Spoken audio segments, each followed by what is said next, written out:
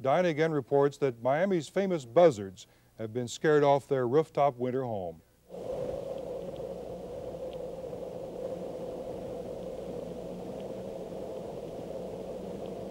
Up until a few weeks ago, the Dade County Courthouse was to wintering buzzards what Capistrano is to the swallows. Like clockwork, on the first week of October, the infamous buzzards, which are technically turkey vultures, would take over the pyramid-shaped roof atop the courthouse until it was warm enough to return to their northern homes.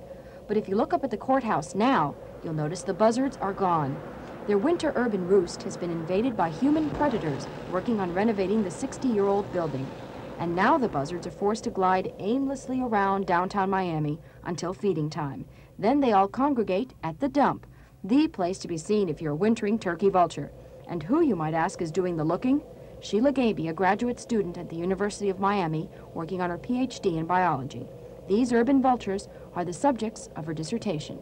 I'm not sure that they choose urban life. I think what they've done is adapted to an urban situation. I think initially they weren't in an urban area. They were using a coastal area, as vultures do all over the New World. And with the impact of humans on the area, they have just adjusted.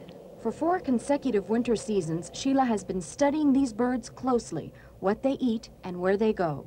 In order to facilitate following individual birds, what I've tried to do is to mark a number of individuals. I have wing tags on almost 400 of them. And I've got some reciting information on those individuals, where they've been seen, where they've traveled to. On this day at the dump, we've spotted 6 of her tagged birds. With this special scope, Sheila can read the numbers on the colored tags. Later, she can look up exactly when the bird was tagged and if it's been sighted elsewhere in North America. One of her vultures was actually spotted as far north as Ontario, Canada. Now the question is, will the new roof on the courthouse force these scavengers to look for another winter home? It's hard to say.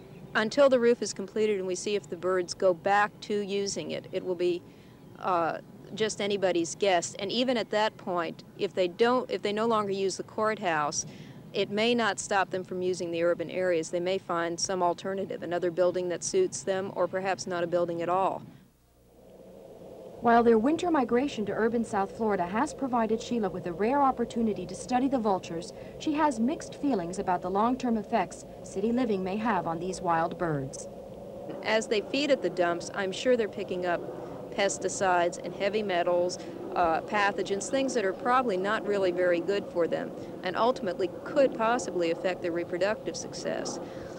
However, Miami is well known for its vultures at the courthouse.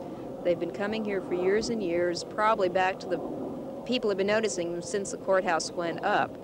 And it'd be a shame to lose such a wonderful symbol of the city of Miami.